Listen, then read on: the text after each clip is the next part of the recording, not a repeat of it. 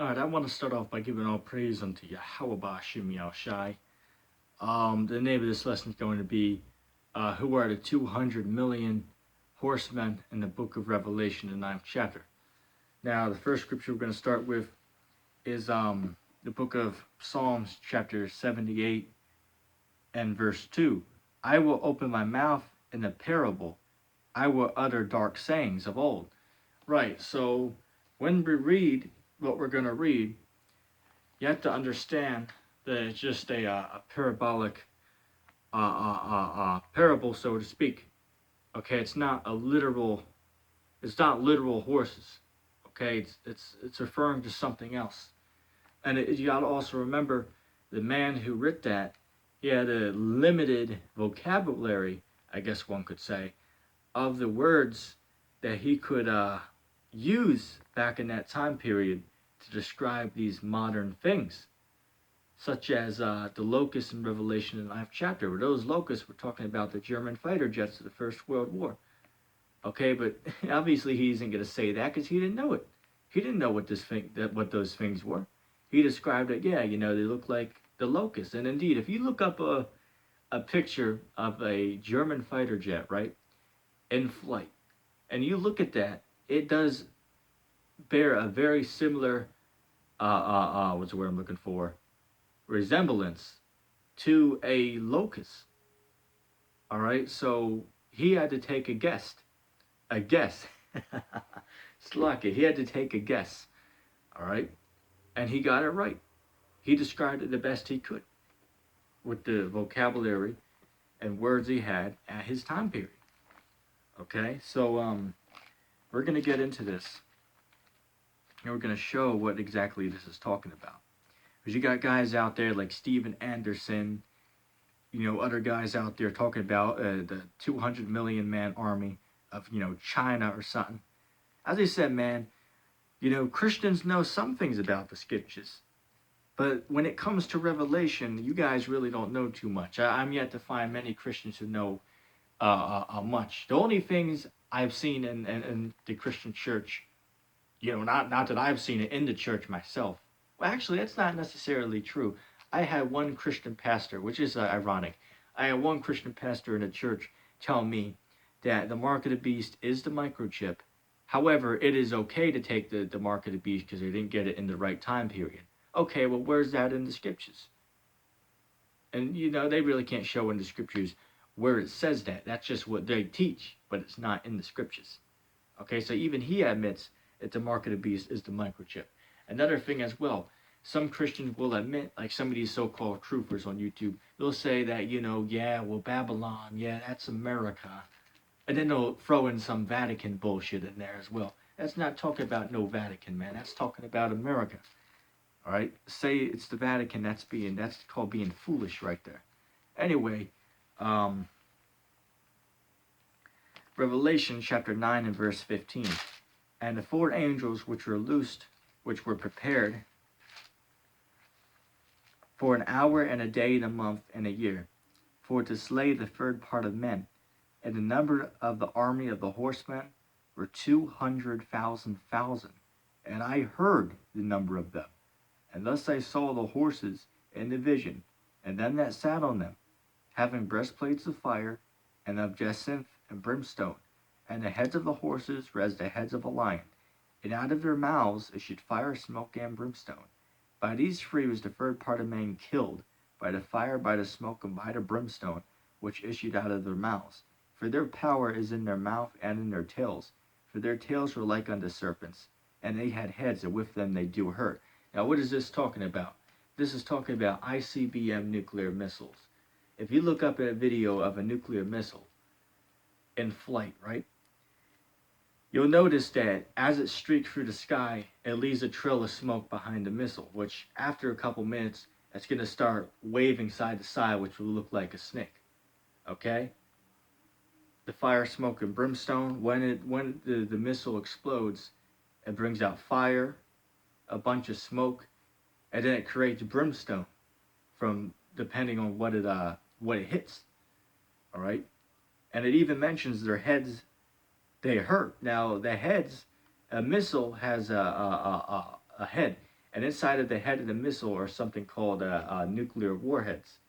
Okay, and they're the part that explodes, and there's multiple ones inside of each missile. Okay, so that right there is clear that it's talking about nuclear missiles. This isn't talking about a man army. First of all, right, since this is talking about in the last days, right? What army on earth as of today, right? Because, obviously we're in the end times now. I mean, anybody who denies that, they don't know what they're talking about. But in this time, right, what army on earth actually uses horses?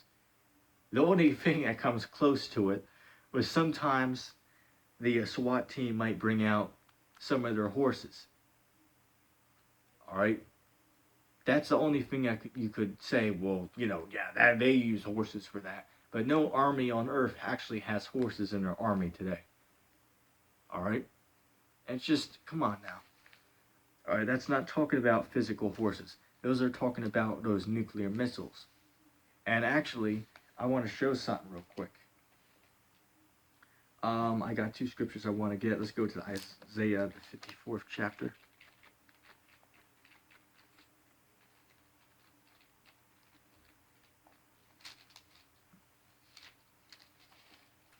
Isaiah 54 and 16.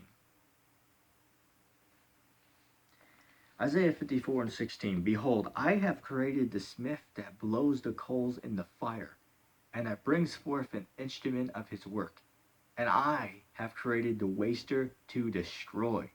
Right, so Yahweh Ba'Shem Yahushai is the one who put the idea of these weapons into the heart of man.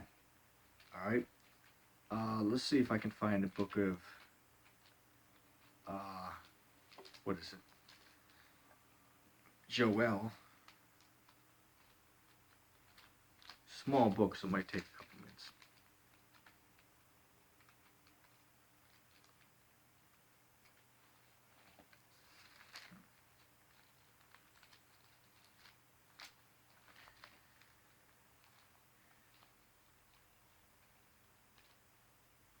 Okay, should be around here.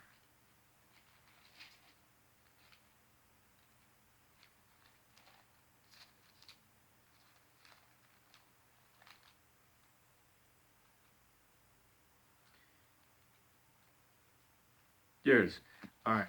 Slovakia, it took a couple minutes. It's always a short little book. Just got to remember that it's at the end of the Old Testament, just before the Apocrypha. Anyway, the book of Job. Let's read Job, or not Job, Slovakia. Joel. All right, Joel. The chapter 2, and we'll start at verse 1. Blow ye the trumpet in Zion. Sound an alarm in my holy mountain. Let all the inhabitants of the land tremble. For the day of Yahweh comes. For it is nigh at hand, a day of darkness and of gloominess, a day of clouds and of thick darkness, as the morning spread upon the mountains, a great people and a strong. There have been ever the like, and neither shall ever be any more after it, even to the years of many generations. A fire devoureth before them, and behind them a flame burneth. The land is as the garden of Eden before them, and behind them a desolate wilderness. Yea, and nothing shall escape them. The appearance of them as is the appearance of horses, and as horsemen, so should they run. Like the noise of a chariot on the top of mountains shall they leap, like the noise of a flame of fire that devoureth the stubble, as a strong people set in battle array. Before their faces the people shall be much pained. All faces shall glitter blackness. They shall run like mighty men. They shall climb the wall like men of war. They shall march every one on his ways, and they shall not break their ranks. Neither shall one thrust another. They shall walk every one in his path, and when they fall upon the sword, they shall not be wounded. They shall they shall run to and fro in the city. They shall run upon the wall. They shall climb up upon the houses. They shall enter in at the windows like a thief. The earth shall quake before them, and the heavens shall tremble. The sun and the moon shall be dark, and the stars shall withdraw their shining. Now, wait a second. An army of men can't make the earth shake. However, a missile, a nuclear missile, or a nuclear bomb, will say, that will cause an earthquake, man. Okay? But the earthquake is really referring to just the shaking from these missiles.